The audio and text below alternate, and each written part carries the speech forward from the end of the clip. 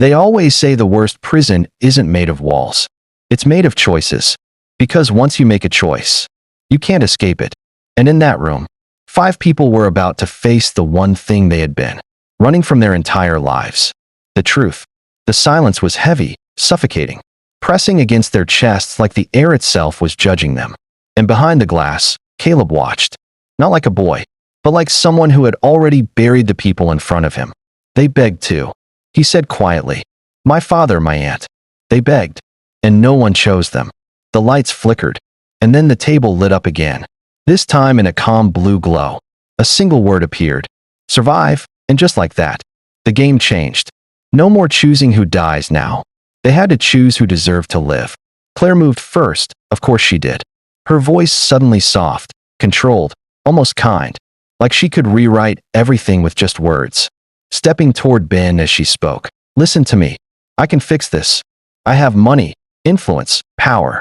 If I walk out of here, your family will never suffer again." But Ben didn't move. His eyes locked on hers, steady, unshaken. "You had that power before, and you used it to bury people like her." The words hit, but Claire didn't stop. She couldn't stop, because control was the only thing she had left. Arthur broke next, his voice trembling, desperate, begging for one last chance to see the life he had already wasted. While Silas stepped forward with calculated calm, offering secrets, evidence, bargaining like survival was just another deal to negotiate. But then Maya moved. Quiet, different. "You're all trying to buy your lives," she said softly. "But he doesn't want deals." And she looked straight at the camera, like she could see Caleb. "He wants to know if we've changed." And for the first time, the room went still, because deep down, they all knew she was right. The timer dropped. 10 minutes. And everything fell apart. Desperation replaced control. Fear replaced logic. Claire turned on Arthur. Silas moved fast, calculating every second. And then Ben stepped forward, not reacting anymore. Choosing, he looked at Maya, the only one who hadn't tried to manipulate him. And without hesitation, he pressed the button. Beep. Maya, 1 vote. The room froze. "What are you doing?" Claire screamed, but Ben didn't flinch. His voice calm, stronger than before. "I'm done being used. If someone walks out, it should be someone who still has a heart." And that moment changed everything. The room turned into a battlefield. Silas rushed in, not voting for Maya, not voting for Claire, but for Arthur, his voice cold.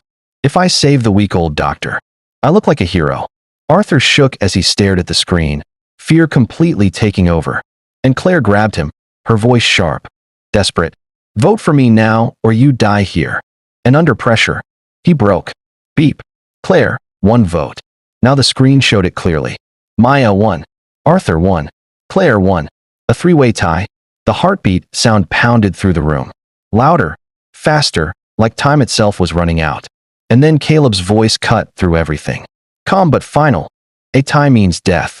Maya, Claire, you decide now, or everyone dies." The air shifted. 2 women stood across from each other. One driven by power, the other by truth. Claire leaned in, her voice low, dangerous. "Vote for me, or we all die." But Maya didn't even look at her. She looked at the glass, at Caleb. "You said my silence was a crime." She whispered. "You're right." And for the first time that night, someone wasn't defending themselves. They were accepting it. The floor began to vibrate. A deep rumble rising beneath them. Dust falling from above as the room prepared to collapse. Maya pressed the button. Silas shouted, panic creeping into his voice, but she didn't rush. She turned to Ben, the man who had chosen her. "You chose me," she said softly, her finger hovering over the glowing surface. "Now, I choose you, Beep." Ben, 1 vote. Silence, then chaos. A 4-way tie. Arthur screamed, pulling at his hair. "You killed us all." The table began to sink, the lights flickering violently, turning from blue to blood red. And behind the glass, Caleb leaned forward, confusion breaking through his calm for the first time. "Why?" he asked, his voice no longer steady. "You could have saved yourself." But Maya didn't move. "Because he deserves to live more than I do." And that answer changed something. The system hesitated. The room paused.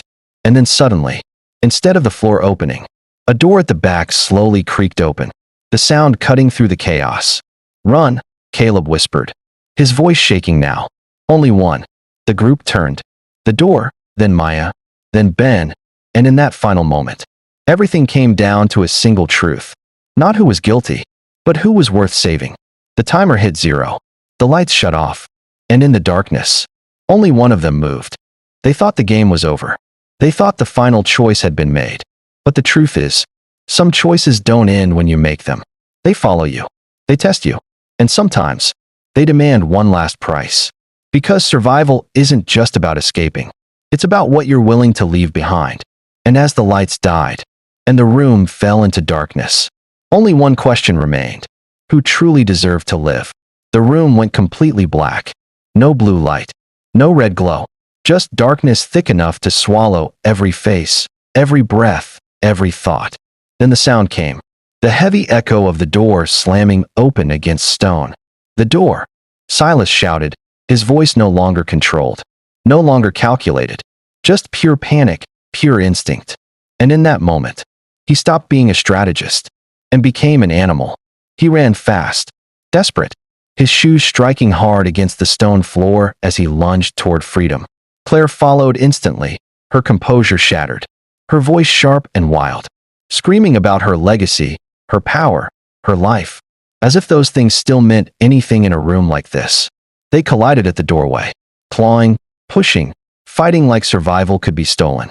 But the moment they tried to step through, a violent zap exploded through the air.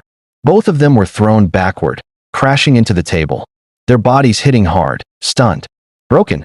And then Caleb's voice came. Quieter now, heavier, almost tired. I told you, the door isn't for the fastest or the strongest. A single white light flickered on, cutting through the darkness. And it didn't land on Claire. It didn't land on Silas. It didn't land on Maya. It landed on Ben, standing still, shaking, like the weight of everything had finally caught up with him.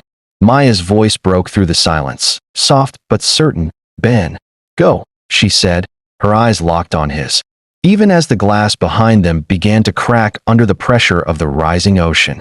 You have a life to fix. But Ben didn't move. I can't leave you, he said, his voice heavy, torn between survival and something deeper, something human. Maya smiled, small, tired, but real. If you stay, then my choice means nothing. She whispered, make it mean something. And that was it. The final push. The final truth. Ben turned slowly, walked toward the door. And this time, nothing stopped him. No shock, no barrier. Just cold air rushing against his skin as he stepped out into the storm. Free, but not whole. Not yet. The door slammed shut behind him. And just like that, he was alone. Outside, the rain hit hard, cold and relentless, the wind howling across the cliff as Ben turned back, slamming his fists against the stone door, screaming Maya's name, but the door didn't move. It didn't even react inside. The room had changed. No more screens. No more rules. Just water, rising slowly, silently, filling the space like time running out.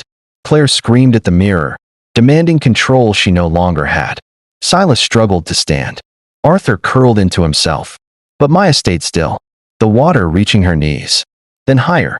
Caleb stood behind the glass, his hand pressed against it, staring at her. Not as a player, but as someone seeing something he didn't understand. Why didn't you run? He asked, his voice softer now, uncertain. And Maya answered simply, because someone had to stay.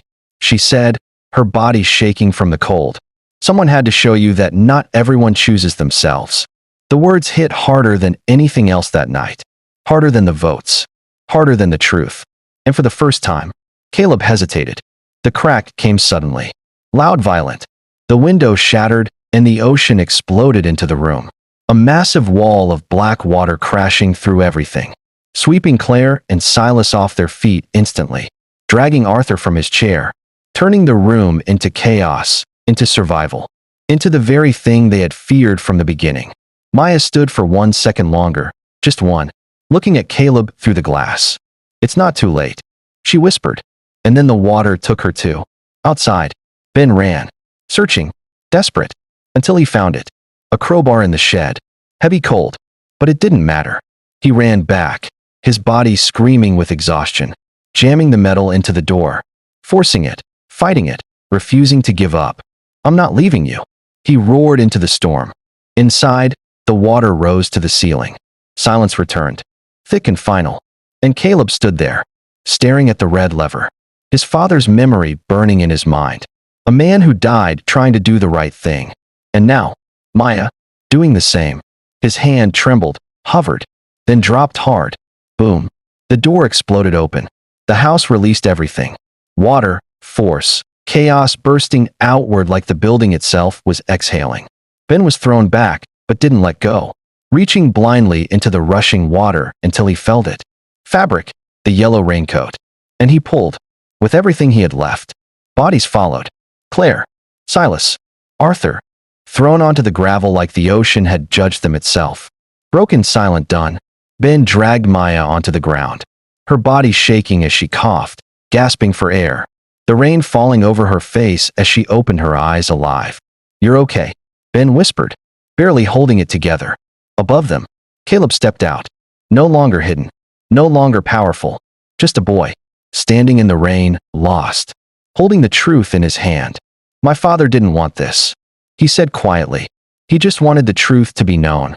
Maya looked at him, exhausted but steady. "Then we make sure it is."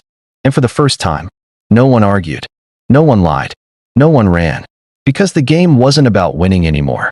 It was about facing what they had done. As the sun slowly rose over the ocean, the storm began to fade. Sirens echoed in the distance. And Blackwood Manor, once a prison of secrets, stood empty, its truth finally exposed. And in the quiet that followed, one thing became clear. They didn't survive because they were strong.